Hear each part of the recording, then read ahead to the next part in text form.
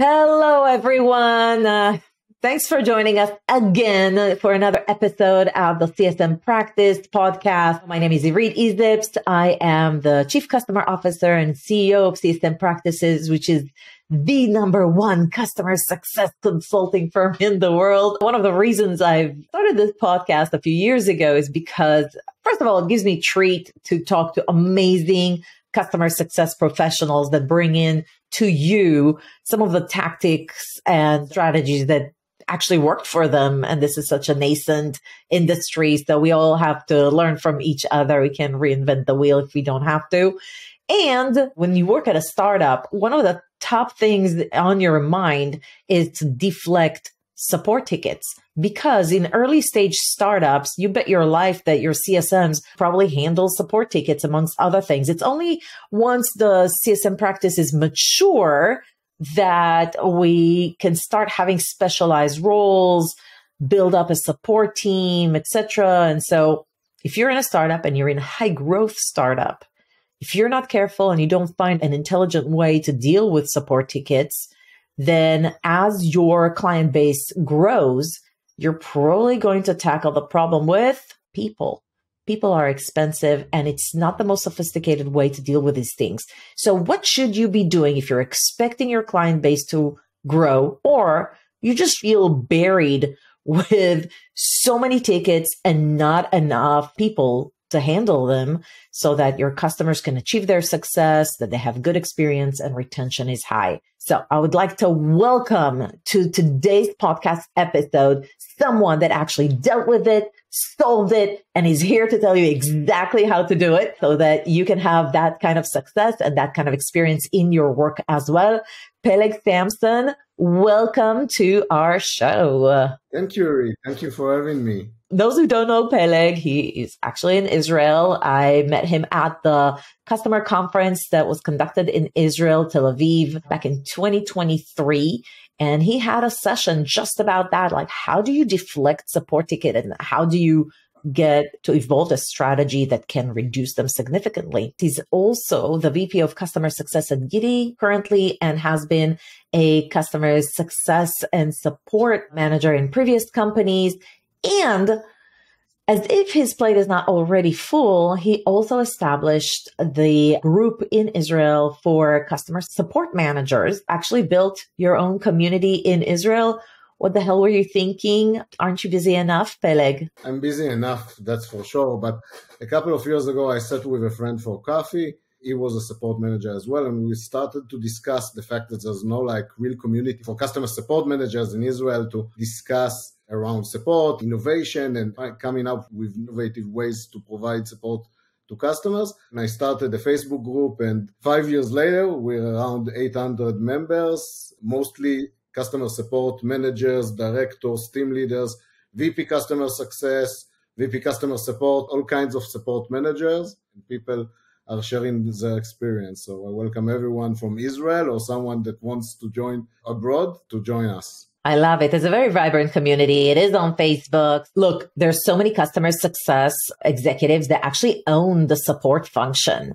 And so if you're one of those people or you're just the head of support and you want to get advice, you want to connect with others in your industry, I'm going to include Peleg's LinkedIn profile so you connect with him directly, tell him all about you, and he'll plug you in. Being the expert that you are on support, one company that you worked at, when you joined, they were fairly small and they had a lot of tickets. So tell me a little bit about what was the situation like. You came in as the support executive, and how many people did you actually have on your team at that time? How many support agents and maybe how many CSMs? Yeah, so the group was around 5 people. We had already 20 or so success managers across the globe, and we were 300 people in the entire company. But support was sort of this group that was left on the side, and I came in, I discovered tons of tickets in the backlog, and some were waiting for 2 weeks, something like that, just for an initial response. Lots of backlog, obviously very small team, huge CSM team, but very small support team surmounted with a ton of support tickets, and you clearly not having a budget to just hire more. Yeah. So being the creative leader that you are, can you like in 50 seconds tell me at a high level, what was the big initiative, the big idea that you had in mind? You don't have to dissolve it and break it apart yet, but just in general, what have you done? I was really interested on understanding what's in this huge backlog, what activities I can do to cut this number of tickets without extending my headcount at this point. So that was like the main idea, coming up with a couple of places where we can deflect those tickets in the future and avoid them entirely. Wow, I'm so curious. So obviously you analyzed what was going on, what was the source issue for so many tickets, and then you came up with this creative way to deal with it. Can't wait to hear more. At hindsight, before we dive into the details, if you haven't implemented it, what would have happened? The reality was that the level of support that customers were getting was already leaking into other places. So throughout the ecosystem, there was like many review sites that reviewed the product and gave like bad reviews on support. So I would imagine that trend would continue because the backlog wasn't getting any smaller at this point. It was just increasing and increasing. And in fact, you told me that within 3 years' time after you joined, the customer base doubled. Yes. 1 year later, the customer base doubled. And we were already, with 5 people, we were getting around 1,600 tickets per month. It was a big amount. And the reality was that this backlog was, as the team was working and dedicated as they were, it was not going to be possible to decrease the amount just with the current headcount that I had at this point. So before I ask how long did it take you to implement it, but what was the impact of this initiative that you took? Yeah, so the impact was that basically within 1 year, from getting a state where some tickets were waiting for an initial response of 2 days, the tickets were waiting after that. In all tiers, from the freemium to the enterprise level, was no less than 24 hours for the freemium and no more than 8 hours in all of the severity levels of tickets for paying customers. To a few hours? Yes. And then in terms of the backlog? In terms of the backlog, we got into a situation where we didn't have a backlog because all of the tickets that came in within a shift of 8-9 hours got answered within those 8-9 hours. In terms of like the time to resolution, the time that it takes to close the tickets, that number also decreased in like a triple digit in percentage. So it was impactful to the customer experience. And in terms of the results, the ecosystem and the review sites were singing another tune. Well, congratulations. That's amazing. You said your approach was to analyze what was causing the tickets,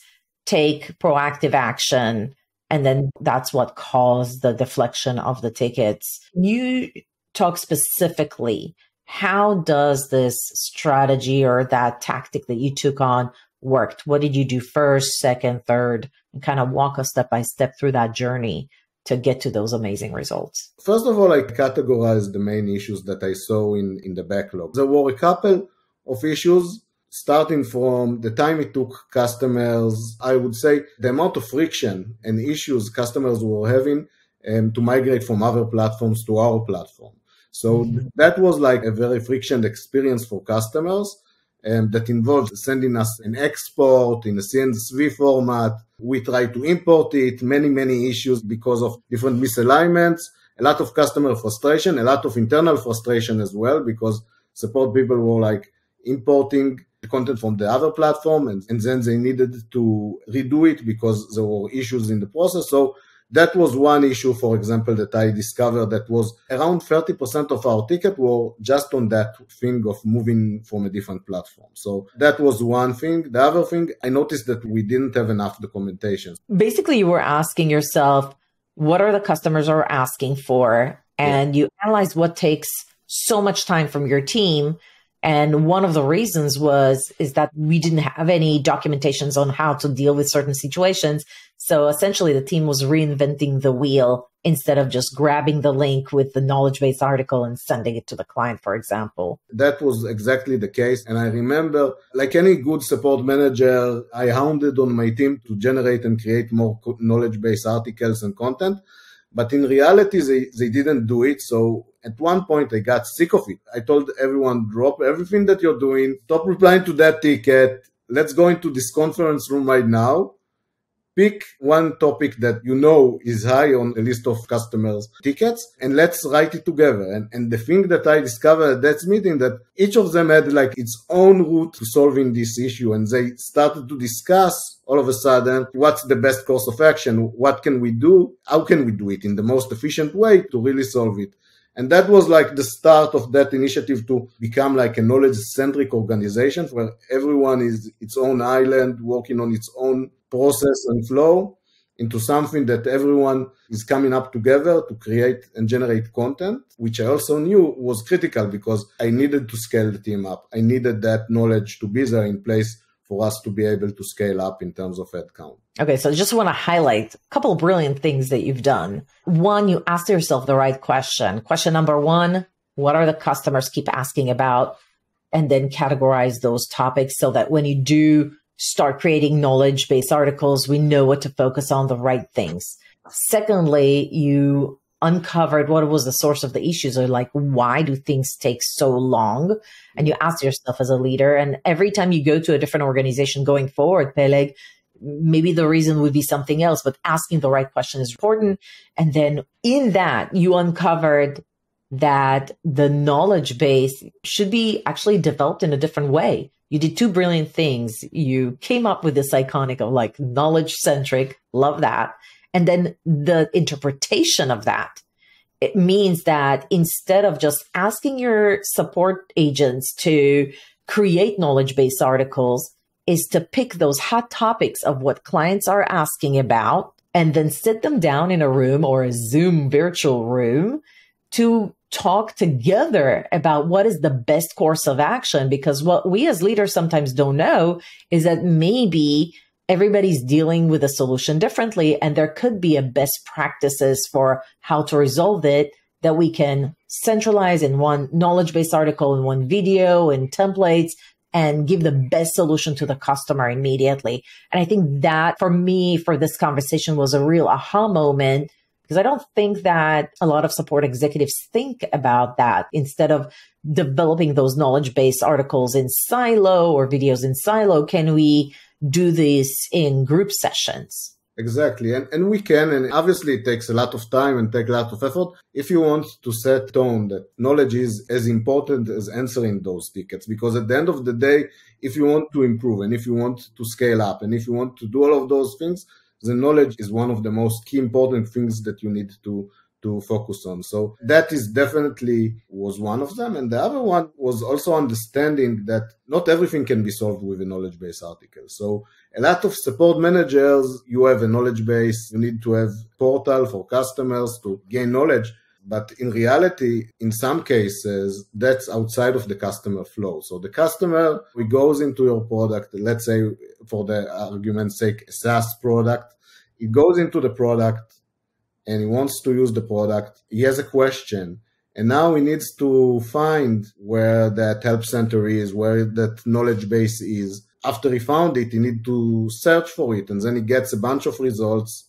Deflection in that aspect is very, very friction, and in most cases, customers wouldn't last that journey, that path to self-service. So what I've done in terms of this issue with the migration, for example, is that I understood it couldn't be solved in silo in support. It needs to be something that we do in collaboration and with the product team, because it needs to be inside the product. That flow of migrating from a different platform needs to be inside of the onboarding flow of the product. And what we've done is I basically sat with the VP of product. I showed him the numbers. I said, look, we have this amount of tickets and the solution is not that hard. Let's build some mechanism that do it automatically, or at least prevent, at least in some cases, in some platforms that we're migrating from, we can do it automatically. So let's do it.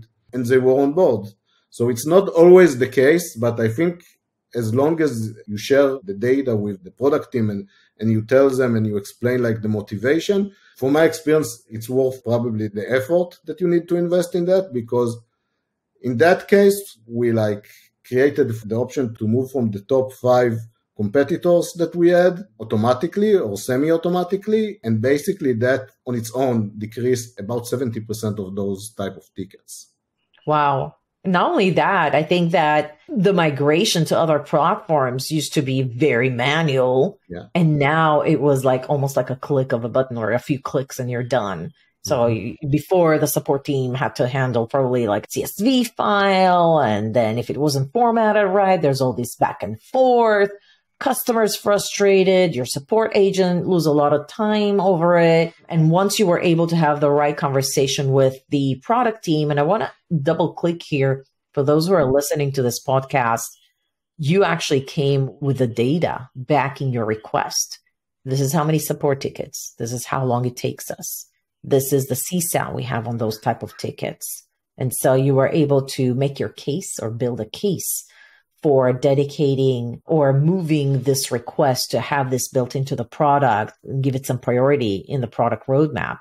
And so after that, automatic, what happened to the CSAT? What happened to the support tickets actually slashed, obviously, because there's a lot less issues when it's built in.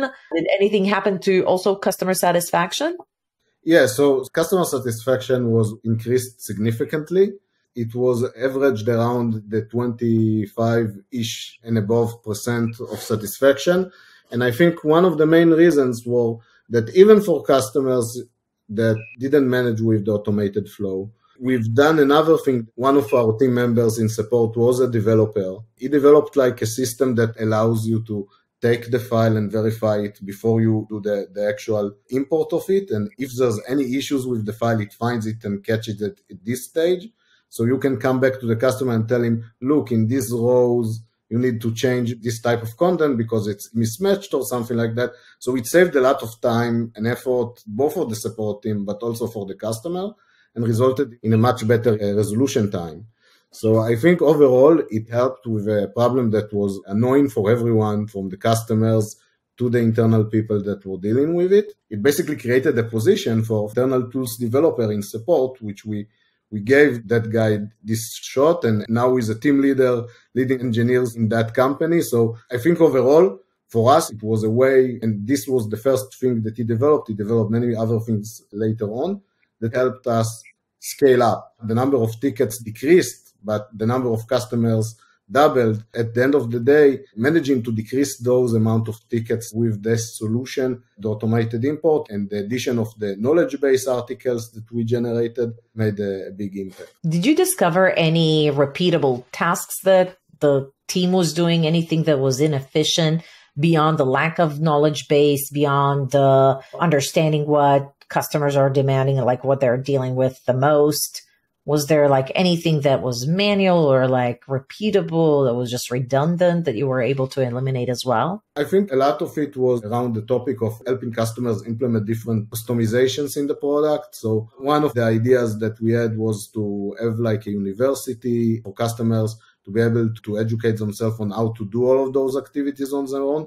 So that's one thing that we've done and alleviate, and the university was under the support team. So it was a good way to push these agendas for self-service even a couple of years ago, where it was less of a big thing. The most critical thing was to align the team in terms of tiers and making sure that each of the tiers handle things to the limit of their capacity. So one of the big major things that helped us scale in terms of headcount was that we hired a lot of entry-level people, basically trained them on the product, and also we trained them on how to support. And we got to a situation where around 88% of tickets are closed by tier 1. And that means that the higher level tiers, which are less available, usually more busy, and can handle lesser load, was more free to solve unknown issues, document the solution, and then these issues would pass on to the tier 1s, in essence. So that was another thing that helped optimize and scale up in terms of the support team. Okay, so you doubled down on tier 1, and you confessed to me, like, it wasn't like you doubled down, you hired 20 people for tier 1, it was less than 5. So overall, after 3 years, the team still wasn't huge, but the customer base doubled up. Yeah. And yet the experience around technical support resolution was absolutely extraordinary. Yeah, it was different, and it was something that the entire company showed. So it was a really great success story. Also internally, and from a team that was pretty much got the award once in a company event for the most quiet team. It was a quiet person, but they made it a team trophy. And I remember the team was assaulted by that. But a couple of months after, the team was considered like major team within the company. We started getting involved in product discoveries and finding issues before even the feature was developed, finding like what could be the problems that we will encounter and tackle them proactively. So I think that mentality of ticket deflection and proactive approach and finding ways to constantly improve how we do things was the main game changer. It was like a culture thing. My main key takeaways are if you own customer support and there's a lot of issues with tickets and bandwidth, first of all, ask the right questions. You mentioned about 3 questions. Question number 1 is, what are the customers keep asking for in terms of support tickets? Can you categorize the tickets, pinpoint specific issues that keep choking your team's bandwidth? And then what is the team mostly busy with? What takes most of your team's time? And are there any like support tickets or issues they deal with repeatedly and having to reinvent the wheel every time? And with that, make a list of the issues that you're finding. Maybe do a little bit of a Pareto or like a quadrant. What would be the least amount of time to solve with the most impact, and kind of range them. Sometimes it would mean that you have to rethink how you're creating your knowledge-centric culture in your organization. Maybe do things a little differently. Think about the formatting, the tools you're using, how accessible, readable, easy to consume, up to date your knowledge base is. And sometimes you'll have to work with other team members to hash out, is there an impact on the product roadmap that needs to happen in order to deliver a better customer experience and deflect those tickets? And thirdly, you might need to revisit how you do your tiers and how you resource and hire so that your best people are in tier 2 and your junior people are actually quite effective in tier 1. And then I think the final takeaway was, if you have a rising star within your team that can leverage automation and make your team more sophisticated from a technology standpoint, give them a chance, give them opportunities to contribute so that you can come up with scalable solutions without being dependent on other teams, and you can implement technologies and tools to deliver a better customer experience. If I were a head of a CS owning support or a new support executive, what are the 3 things, like if you had to do this all over again? I guess when you started this process, maybe you had some fears, maybe there were some barriers to success. Maybe you could share that. Like, what are the gotchas? What are the things that I need to be just paying attention to as I approach fixing ticket overwhelm issue within my company? Most of it is to focus on team dynamics, because it sounds like it might not be like first thing that you need to look at, but team dynamics usually define how the team are working. And once you look at team dynamics, so if I take my example, my team dynamics was that every employee was its own island, working on its own tickets, not sharing knowledge, not sharing ideas, or basically like head down, work on issues, to the level that the first time I met with the product teams, they told me like, we want to hear from the support team, but nobody's talking to us. So I think that's the first thing, is like, look at team dynamics. It will uncover probably a lot of issues in a lot of different places, and make sure that you enlist the people to help you with that instead of trying to macromanage the situation. You need to instill independency, some level of investment on their part into what you're trying to achieve. Ensure that they get all of the tools and support from you to do that.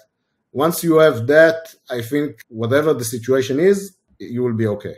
What kind of tools did you end up using? You said, well, the team is bound to be successful based on the technology stack that they have available. Did you end up investing in any technology in order to execute on some of these initiatives and get to the deflection of basically have 0 tickets to deflect, more or less? So we developed a couple internal things, like we converted support form to something much more interactive where you needed to choose certain things. We float certain information to you. And in terms of tools, investing in tools that makes team life easier. One example of that is investing in shift planning, investing in a bonus plan, investing in things that get the team on the agenda and making sure that they are aligned with the vision. And there were a lot of times that I wasn't sure it was going to work. And in reality, it was actually better than I planned. How long did it take? Like realistically, I mean, it takes maybe a few weeks or a few months to analyze what's going on, present it, get the buy-in from your own team, from other teams. You were completely dependent on the product to actually develop this integration. In reality, it probably took you like almost a year to get everything in place and start seeing results, I would think. I think it took around 8 to 9 months when we started to see the initial result, both in terms of the major trend that decreased was, it took it a bit of time to get there, but 8 to 9 months, we started to see the results. It took around a year to look at the graph and see like the time to first response go this way and the time to resolution and the customer satisfaction score going up. And we invested a lot in finding unhappy customers. That's another initiative maybe that was mentioned. Locating these unhappy customers on all of the platforms, coming back to them, making sure that we correct their experience and give them a better experience. And soon we didn't even have to do that because everything was like raves with the support people name. And it was fun for me as a manager also to reflect that to the entire company and show them how much customers are loving our support. Well, congratulations. And I hope you won some more awards around this initiative because it's absolutely extraordinary.